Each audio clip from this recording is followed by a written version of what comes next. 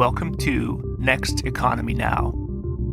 The goal of this podcast series is to highlight the leaders who are taking a regenerative, bioregional, equitable, democratic, racially just, and whole systems approach to creating the new economy. I'm Ryan Honeyman, a partner at Lift Economy. My guest today is Jeff Clements. Jeff serves as president of American Promise. American Promise is a fast-growing, cross-partisan network of Americans working locally and nationally to win the next amendment to the U.S. Constitution so that citizens, not money, govern America. Jeff has practiced law for 3 decades in public service and private practice. He's also the author of Corporations Are Not People, Reclaiming Democracy from Big Money and Global Corporations, which was published at Barrett Kohler, same as my publisher.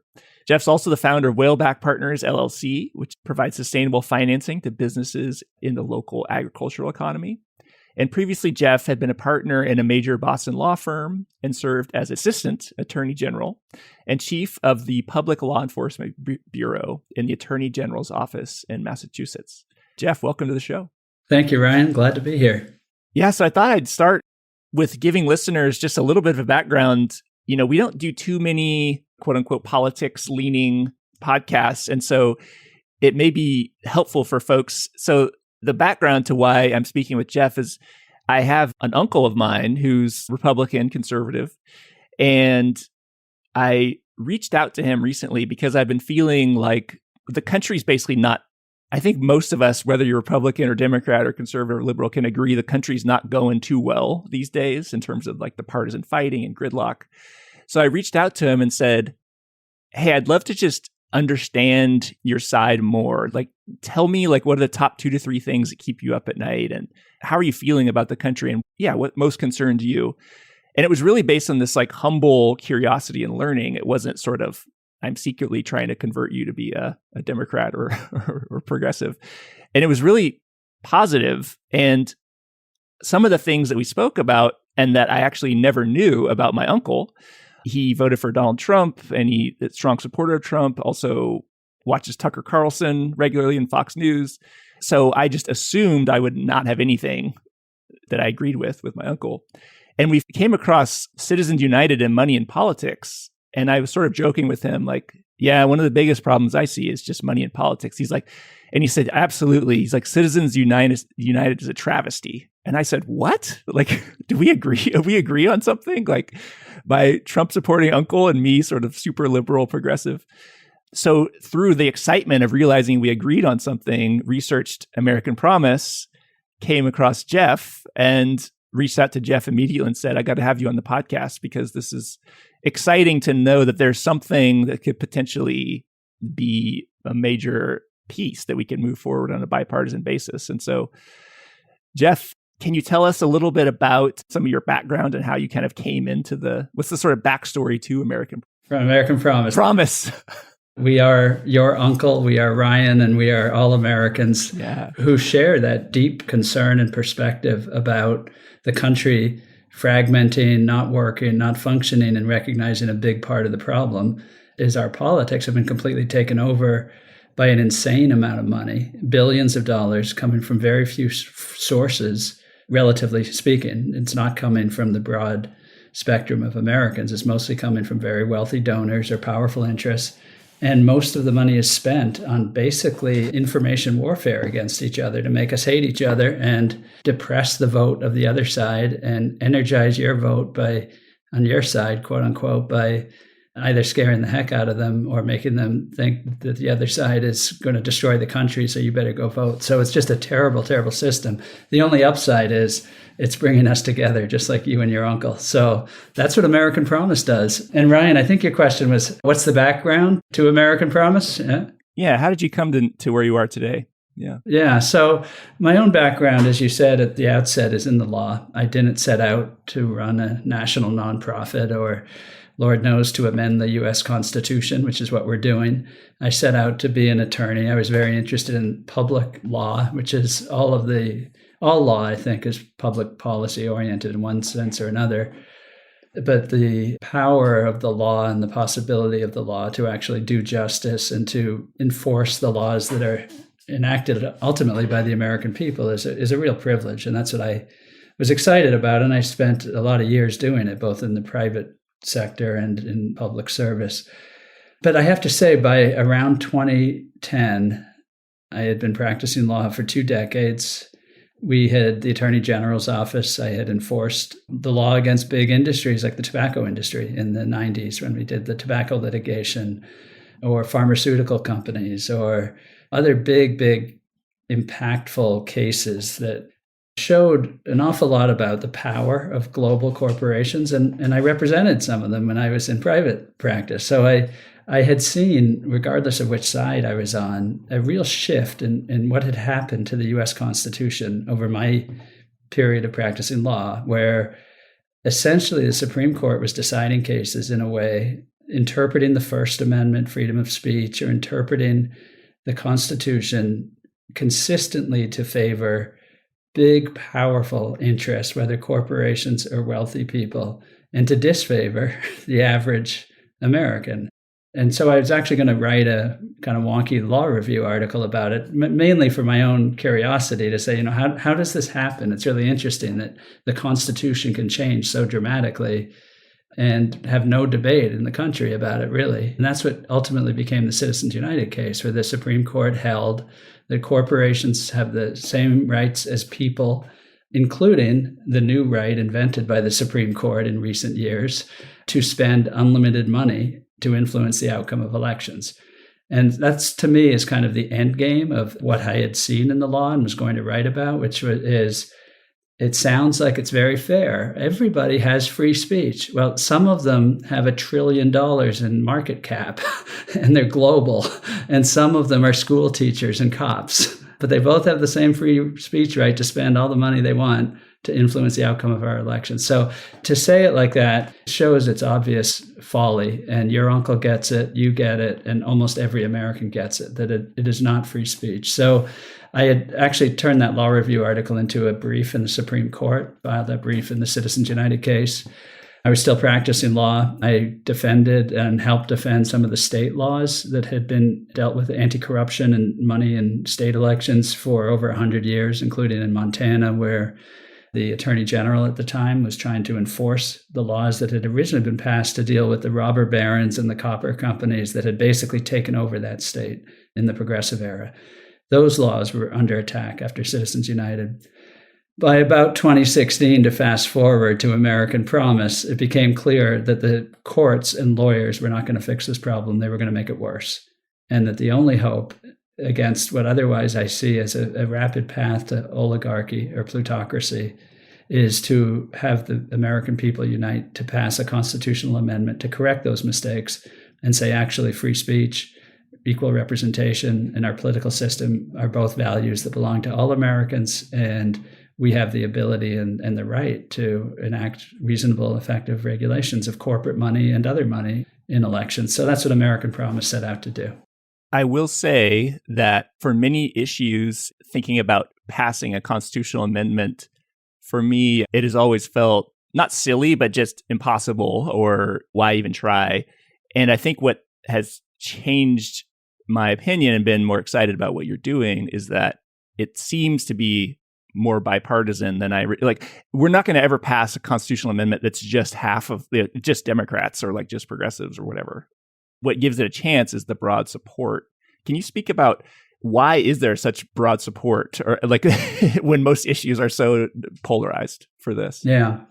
And you can say silly, Ryan. That's okay. Yeah. I want to speak to that too, to both of those points about the bipartisan support for this as well. But I do think your initial reaction, the constitutional amendment, are you kidding me? It's important to talk about that because lawyers by nature are kind of conservative. And, as I said, I didn't spend my life in activism, and professionally, it doesn't really advance your lawyerly, scholarly career to say, hey, let's go amend the Constitution, right? Because the initial reaction of many people would be much like yours.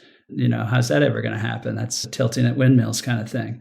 What made me realize that this is actually a historic opportunity that would be an incredibly short-sighted tragedy if we didn't seize it is exactly what you pointed out, which is almost every American believes in the Constitution as we are trying to shape it with this amendment, that the Constitution protects the right of Americans to protect ourselves in our elections, to protect our own rights of free speech, to not be drowned out by crazy money, whether it's from foreign governments or global corporations or billionaires. That elections are not like the economy where anyone can invest whatever they want. Elections are a special place, like jury trials or other institutions of Republican self-government. And it's actually our duty to defend it. Every American before us has had the same question. Am I going to be silly and go out and say women have the right to vote, even though it's going to take an amendment? That's kind of embarrassing. But they did it, and women have the right to vote. Am I going to be silly and go out and say, well, senators aren't elected, they're appointed in back rooms, but maybe they ought to be elected. Why don't we amend the Constitution? So somebody's got to be willing to be silly. And then what do you know? You look behind you, and there's millions of Americans with you, because it turns out the idea is actually pretty sound. So it's not silly anymore. And what got me into that, to recognize that, was something that happened in Montana. I mentioned that case. It went up to we won in the Montana Supreme Court, which is not exactly a radical lefty Supreme Court. The Supreme Court of Montana held 8-1 that the laws of Montana that had regulations around the spending of money in their elections were perfectly constitutional, notwithstanding Citizens United, that these laws had been in effect in the states for 100 years. The First Amendment hadn't changed. So the Montana Supreme Court interpreted the federal Supreme Court as being pretty eccentric, but it must apply to federal law, but it doesn't apply to Montana law. Well, the Supreme Court of the United States didn't even give Montana a hearing and summarily reversed the Montana Supreme Court and struck down 24 state laws across the country with that single non-decision, basically no hearing, just some summary reversal. The response of the people of Montana, I think, is what you saw with your uncle, what we've seen with American Promise. Within 3 weeks, volunteers had collected 40,000 signatures to put up a ballot initiative saying to the Supreme Court, essentially, no, you're wrong, and we're going to overturn you. The ballot initiative passed a law that instructed the Montana delegation in Congress to pass this constitutional amendment and return it to the states for ratification. That's the process. You need 2/3 of Congress. It then gets ratified by 3/4 of the states. So Montana kicked that process off. This was about 2012. That year, Mitt Romney was running against Barack Obama for president. Mitt Romney beat Obama by 10 points, at least in Montana. Those same voters that same day passed this ballot initiative calling for this amendment 75% to 25%. So it was clear that there's nowhere in this country where you cannot win a straight up vote with Americans deciding, what do you think about this? 75-25, 80-20. The puzzle is what the 20 or 25% are thinking about, this. But that's okay. We don't need everybody, and I'm sure they'll be happy with the result in the end. But the fact is we can win this everywhere. So we saw several of those in different states back then. And that's why in 2016, we launched American Promise to really take on the hardest part of this, which is you have to unite in a very divided time. You have to unite Republicans, Democrats, Independents. You have to get wins along the way, like those state votes. You got to build massive pressure to actually overcome the immense obstacle that Congress is. And we are doing that. So we're doing all those things. And we are Republicans, Democrats, Independents at American Promise at every level, staff, board, members across the country. That's who we are. I love it. And one thing progressives don't realize is that, and you tell me if this is true, but unions supported Citizens United decision, right? Largely. Like it wasn't just corporations. Like their unions also liked the freedom to spend whatever they want in. Well, exactly. And the unions, you can't generalize, just like you can't generalize about corporations. Yeah. And we can talk more about that corporations don't have a monolithic viewpoint on this, nor do unions, but many unions, including public sector unions, spend a lot of money to influence elections. And they thought Citizens United striking down a law that applied both to unions and corporations would be a good thing. Many of them have now realized, well, maybe that wasn't such a good thing, and they support the amendment too, but just like many corporations do now. But you're right, absolutely right. It applied to unions and it applied to corporations, and unions are big spenders in politics right now. I think some Democrats maybe don't realize, Democrats might be like, why would Republicans or conservatives not want to have corporations spend or wealthy folks? But I think many progressives or Democrats don't know that the dark money that Democrats are spending is more than Republicans right now, right? Yeah. So It's really been interesting, Ryan, to see how this has played out in the past 10 years or so. So we now have regularly elections approaching $20 billion in spending. We have Senate races, just the Senate race alone, in many states over 200 million, sometimes going up to 600 million, like in Georgia. So we just have a massive multi-billion-dollar operation that we call elections. Behind that, all of that, is a relatively few players, and they're very connected to the two parties. Both parties have infrastructure that essentially is about super PACs, dark money, and a massive political industrial consultant class that's making a ton of money off this horrible system. The Republicans did get the jump in the early years. They were ready to go and outspent the Democrats. Almost all the Democrats quickly lined up in favor of overturning Citizens United, as they say, and supporting this amendment. And Republicans, it was really interesting that what we saw in Montana was not unusual. Republicans in the country agreed, essentially, but the Republican sort of Washington class were very effective and opposing any change because it was working for them. Well, the Democrats have more than caught up. And you're right, Democrats are now 2-1, outspending Republicans in dark money. Democrats are winning many of the big money races, including in Georgia. Democrats are as close to the billionaires and this massive political influence class as you can imagine, to the detriment, I think, frankly, of what Democrats stand for, just like the Republicans have been, and our whole system has been corrupted by this problem. So, yeah, I think the reasons why Republicans and Democrats support this often end up being a little bit different, and the vocabulary they use is a little bit different, but they end up in the same place. And the fact that neither side can really win, it's an endless arms race, essentially, makes it a bit easier now to begin moving people towards taking action to fix it. Yeah. I remember reading something recently that even now, Democratic dark money operations are funding far-right candidates in Republican primaries in order to have the far-right Republican go to the general election and then lose. Like, it's just, It's like, as a progressive person, that's kind of ridiculous. I mean, it's like not what we should be spending. It just shows you how broken the system is, if that's what we're coming to.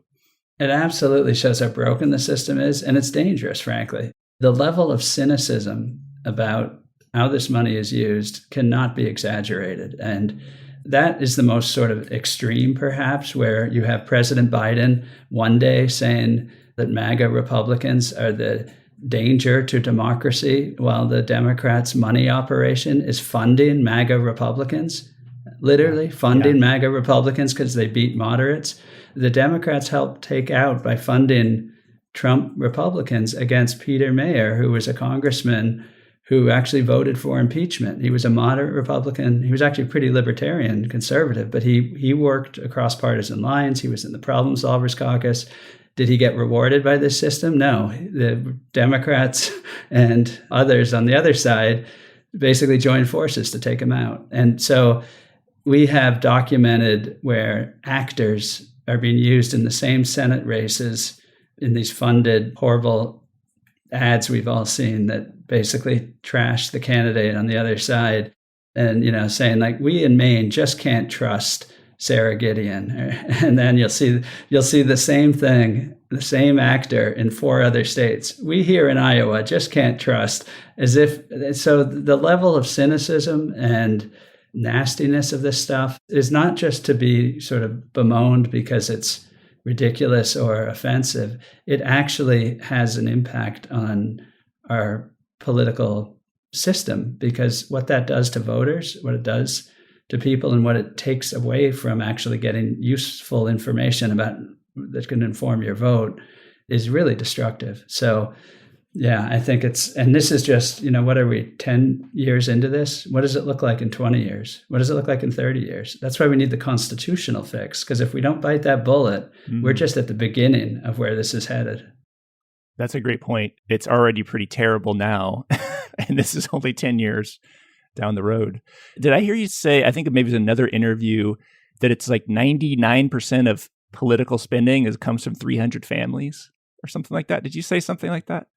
That might be out there somewhere. There was a point in 2016 when almost all the money was coming from 300 families. But the point, I don't want to use that exact number for the overall spending because it's a little bit more than that. But basically, 3 out of 4 of the dollars is coming from far less than 1% of the people. It's like less than half of 1%.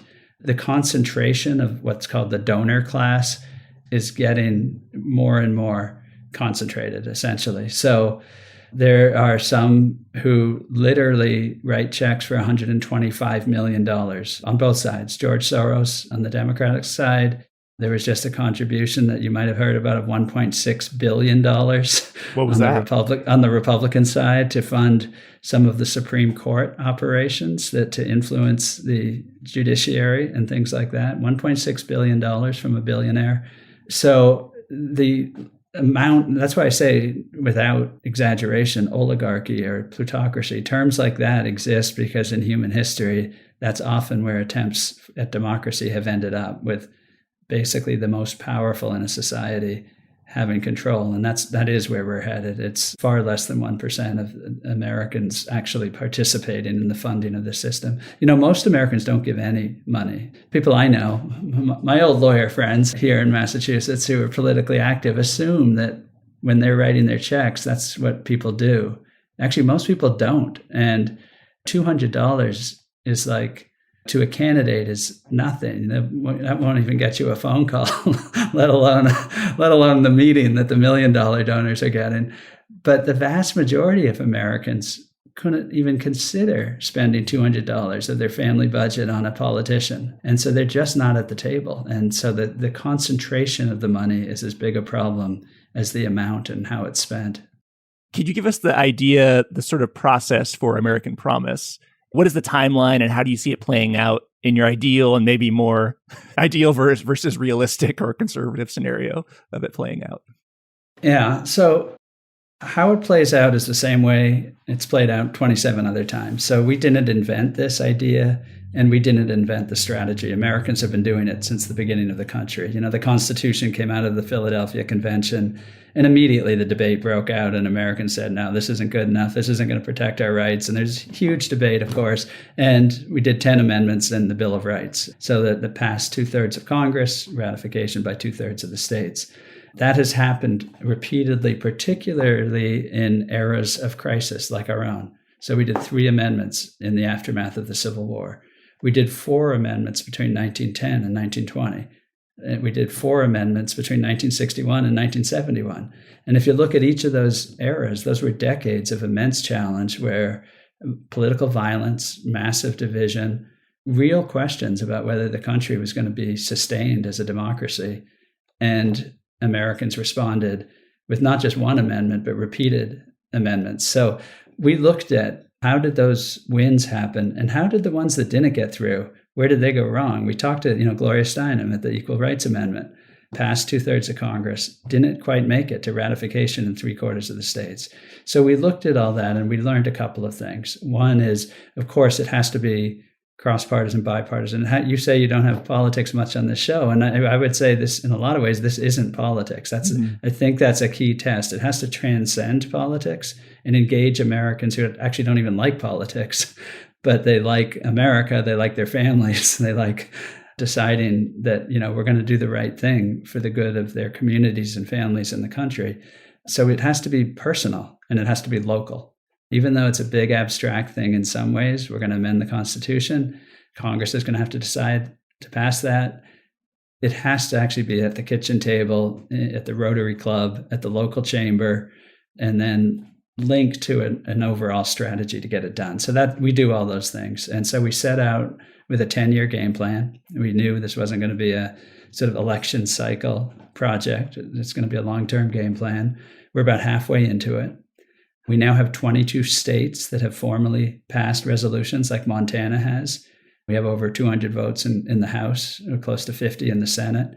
The challenge now is to get Republicans in the Senate and House with their own version of the amendment, and then we'll bring it together in around 2024 or 5 and move to rapid ratification. Most of these amendments, once you get out of Congress, they get ratified in 18 months to 2 years, tops. So we're realistically looking at getting this done in the next several years. And the test will be, can we make it local? Can we use our network strategy in states, in enough states in the next couple of years to build that energy that can get it out of Congress and back to the states for ratification? We are super local, and that's why we are able, I think, to engage so many Americans. We have Rotary members doing presentations at Rotaries all over the country. One of our best volunteers in Pennsylvania, a very divided state, is a Republican retired CEO of the Harrisburg Chamber of Commerce who has engaged all of the local chambers and the state chamber to get business support for the amendment, and they support it. The response has been phenomenal. We have a social workers network. National Association of Social Workers is working with us. There's 600,000 social workers. They're in every community in America. So this isn't about just getting the politicians going. It's actually about getting Americans going. Do we want to fix this or not? And most people do if given a chance. And that's what American Promise can do. And I love the 10-year vision. And I think learning about 22 states already passing resolutions in support of this actually is really critical, right? You're not starting at, okay, we're starting at 0 and we got to start, right. So some of that legwork. I'm curious about one thing.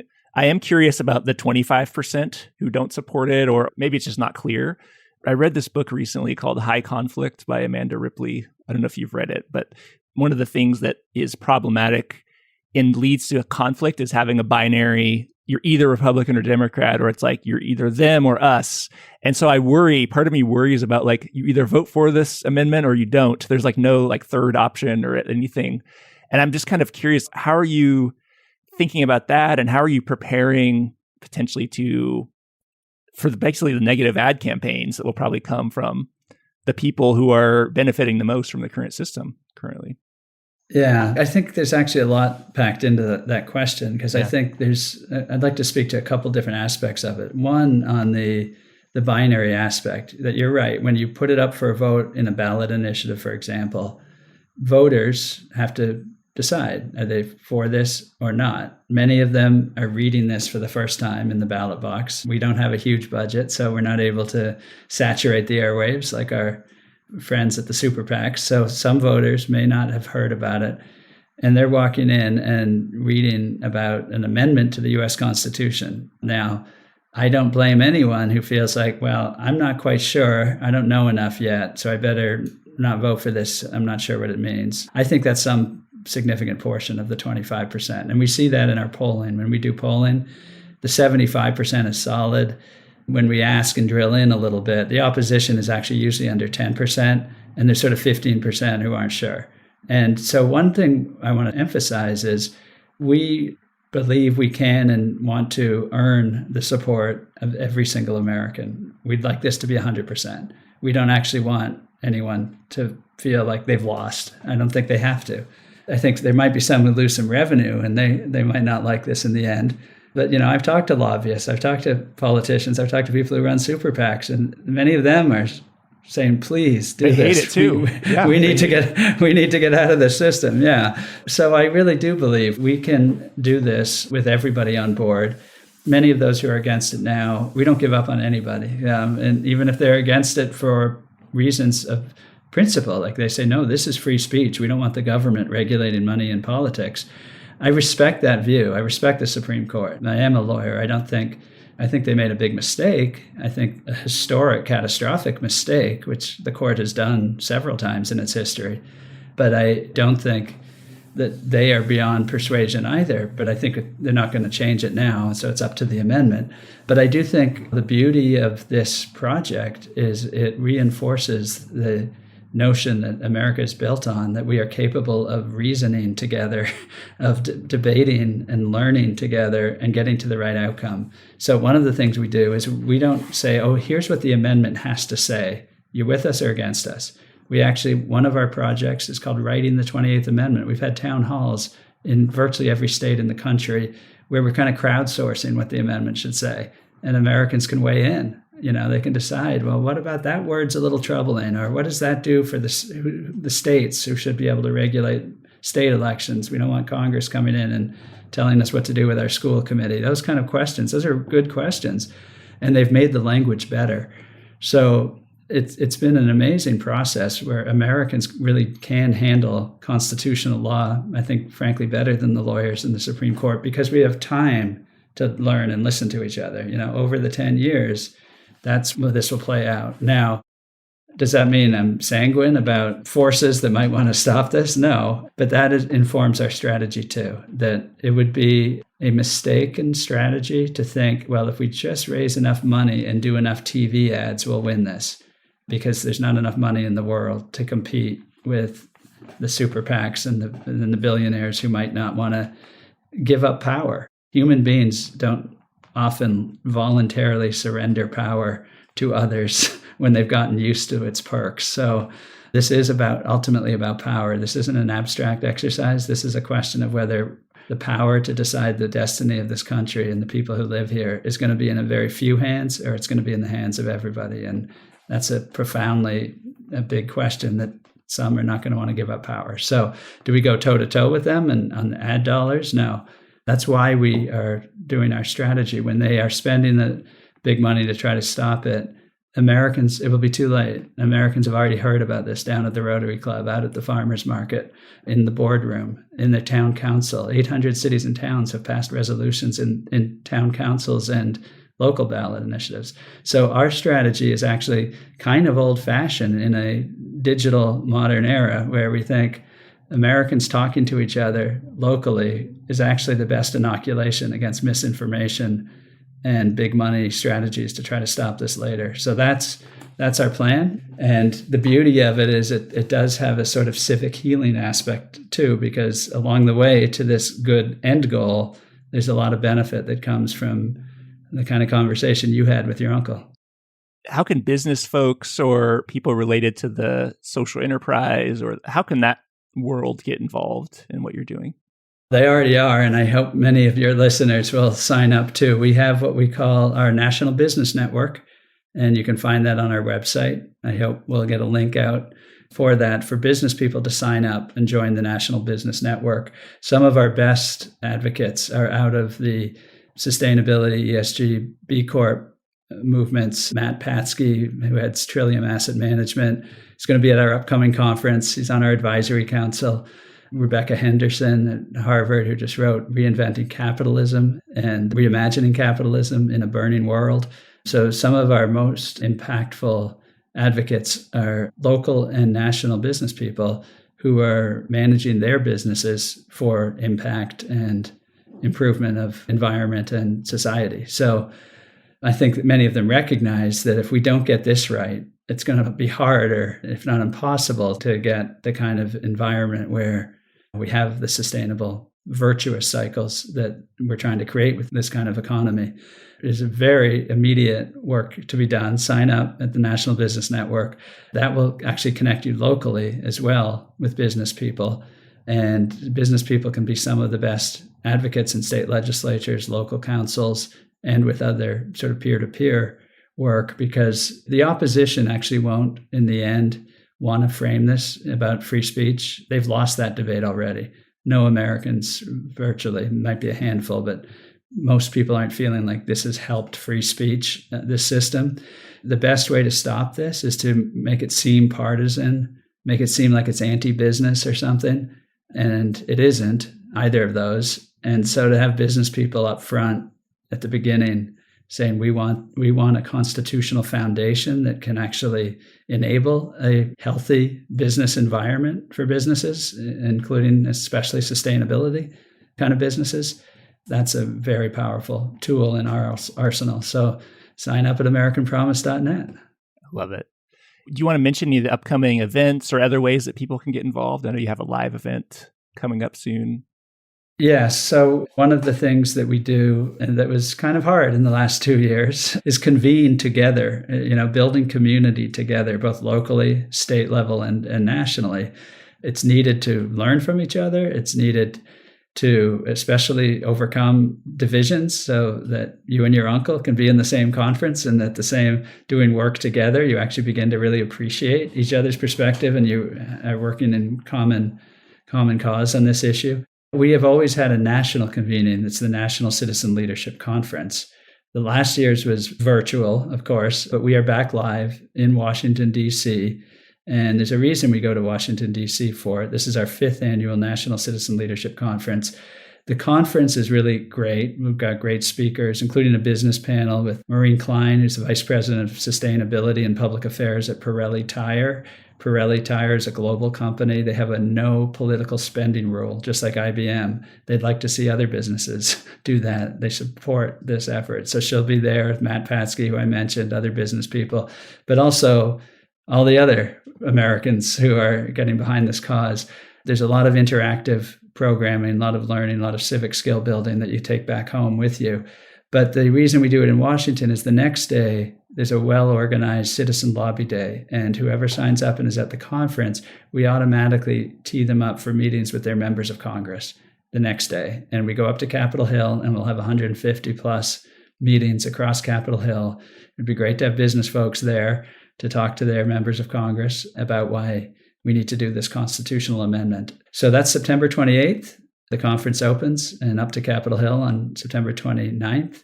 And again, the information and registration is all online at nclc.info. Oh, awesome.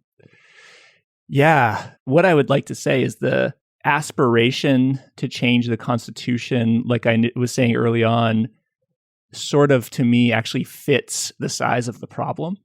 I think sometimes there's solutions where it feels like, okay, we need to just pass this locally because there's no way it's going to change, nationally or at state level. But for me, it's okay. Yeah, like changing the Constitution feels exciting because it both feels within reach. You just sort of need to get enough people to believe that it's possible, I think, and also talk to their elected representatives. But it also just, it's like a very tangible thing that folks can aspire to do. So I'm really excited about it and really support your work. And I'm definitely going to be involved probably with the business network in some other ways. So, well, thank you, Ryan. And I hope we'll see you at the conference too.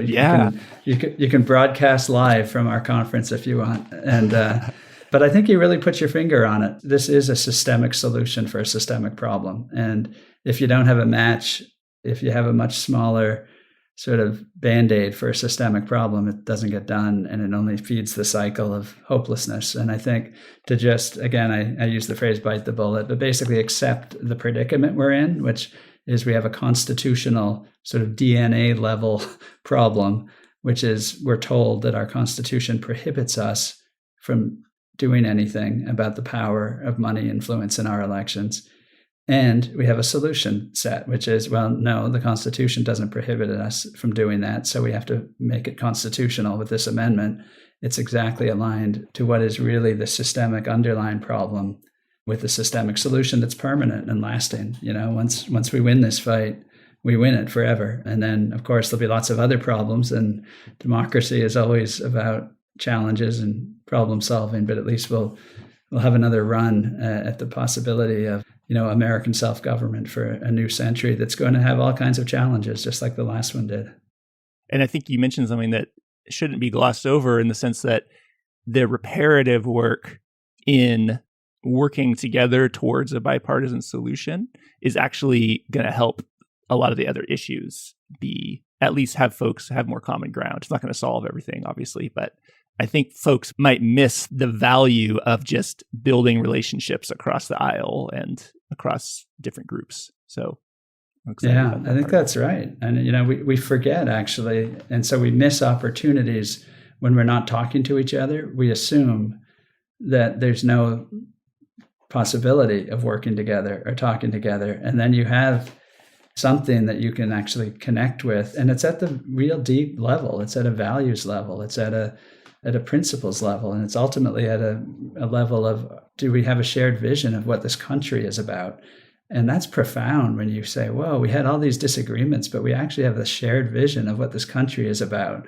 They, whoever the they are, they want their kids to grow up and be free people in a society that isn't run by a bunch of oligarchs. Well, and me too. How about that? And then you start to appreciate their perspective, and other possibilities open up for productive work together because you have had your eyes opened that maybe the demonization that we're fed about each other isn't the whole story. Well, thanks again, Jeff. It's been a pleasure having you on the show, and we'll definitely have you back on for updates as the campaign progresses. Thank you, Ryan. I look forward to it. Next Economy Now is a production of Lift Economy. To listen to all of our episodes, go to lifteconomy.com/podcast. That's LIFT economy.com/podcast. You can also sign up for our monthly newsletter at lifteconomy.com/newsletter. Please also rate and review our podcast on iTunes, Spotify, Stitcher, or wherever you get your podcasts. Thanks for listening.